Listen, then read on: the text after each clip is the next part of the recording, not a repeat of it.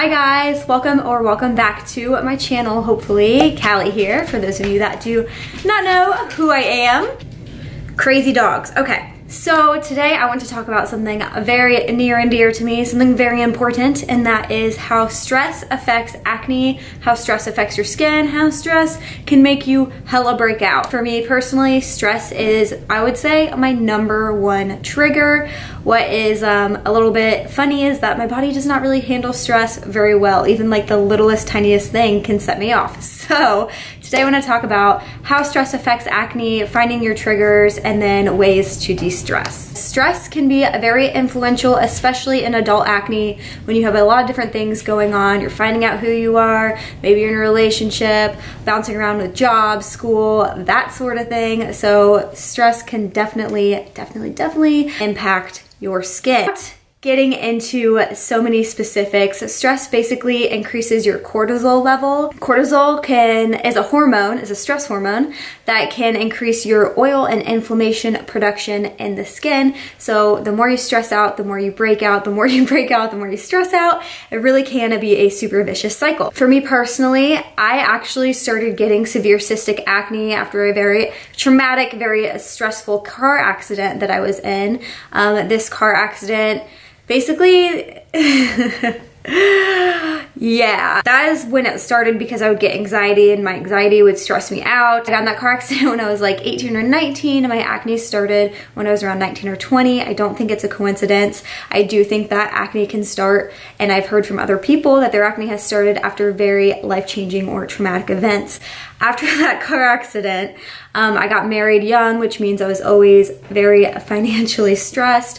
My parents got divorced shortly after that. I worked 2 jobs full-time while I was also in school, so it was 8 a.m. to 10 or 11 p.m. every single day, sometimes working 16-hour to 20-hour days. My 1-year-old puppy got diagnosed with a rare autoimmune disease, hemolytic anemia, and almost died and had to have a blood transfusion.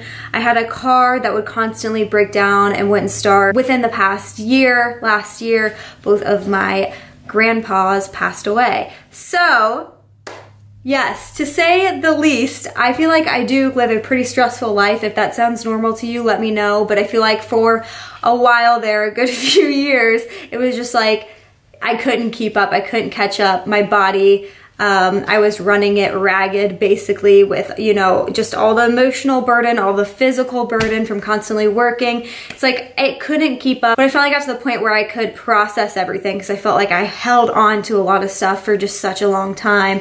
Then I felt like I started making a lot of progress with my skin. Obviously, you know, all that stuff happening within a short period of time, I think is enough to set anyone off, but it doesn't help, again, that my body just does not respond well to stress. And what I mean by that is I can physically feel my body getting tense, and I have to remind myself to relax, to just let go, breathe. I sound stuffy. If your acne is caused by stress, is finding your stress triggers.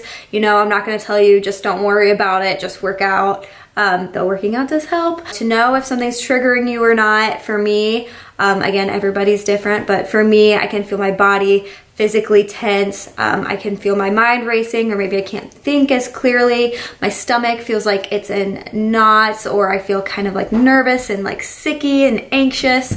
That is how I can tell that something is stressing me out, and I have to just, you know, take a deep breath and walk away. My stress triggers are clutter and chaos, like in my house. I did not, sorry mom. My mom kept the house kind of clean, but I didn't grow up in like a super clean, super organized house. So for me, it wasn't really important. I think until I got older, I realized that having a clean house helps my mind be clear, and I feel like I can think better, I can work better. Everything's just better when it's clean. Another thing that stresses me out is feeling like I have too much on my plate. You know, when I was in school, when I was working 2 jobs and in school full-time and trying to be a wife and trying to cook and trying to take care of my dogs, and, you know, having too much on your plate, I feel like is a very real feeling that a lot of us feel.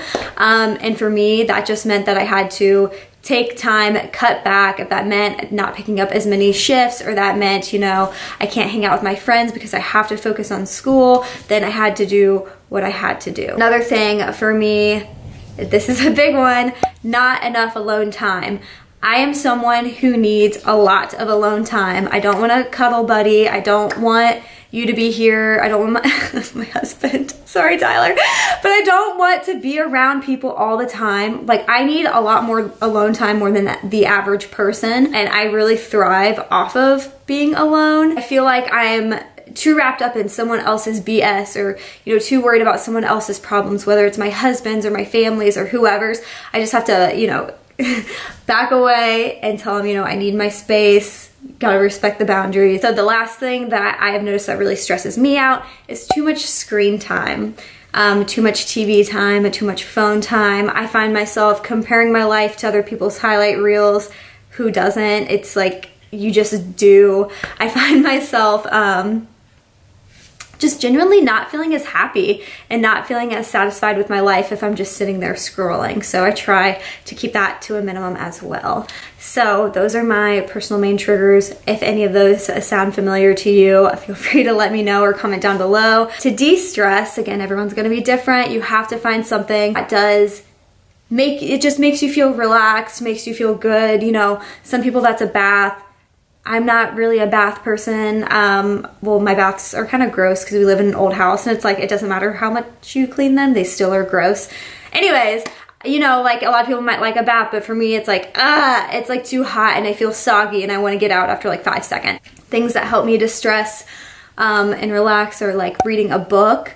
I feel like a book helps me use my imagination, it helps me focus on something else, and I can literally feel my body relax and it feels good. Another thing, obviously you guys already knew this was coming, is exercise. Some exercises like running can actually increase your cortisol and your stress, but overall exercise will actually lower your stress levels.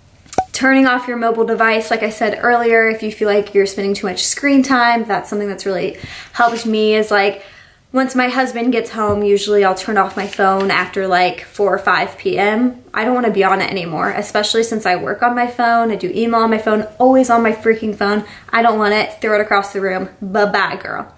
Talking either with my friends or the opposite, and respecting, again, those boundaries, because sometimes you really need to vent to people, but sometimes you just need space and you need to self-reflect and be alone. So it really just depends on what you need. And lastly, of course, if you need to use supplements, which I do, CBD or adaptogens. Adaptogens actually help your body adapt to stress better, which is real good if you're like me and you feel like, you know, stressed out by every little thing. And CBD does the same thing. It helps with anxiety, it helps with pain, it helps with so many different things. I take CBD every single morning and every single night. CBD has helped me to sleep through the night and to just be like calm as a cucumber, and it works so well. Yeah, that's basically it. That's all I have for you guys today. I just wanted to talk about this because I don't see a lot of videos about stress impacting acne out there, and for me, I really do feel like my acne was caused by, you know, the traumatic car crash I was in, and then all the stressful events that happened after was just like